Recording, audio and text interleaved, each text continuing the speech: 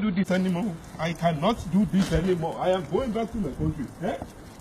Although my jet, what is this? Every time this white thing is falling and falling and falling, I'm going back to my country. Kinode, oh, let me in Nigeria. Allah my jet, no, see what I don't go back. What is this? What is this?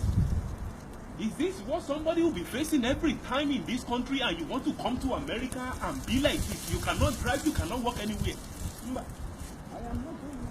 I am going back. In fact, let me adjust my shoe and adjust my bag.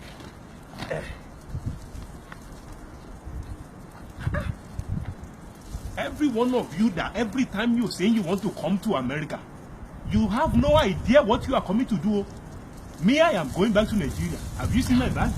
I am going.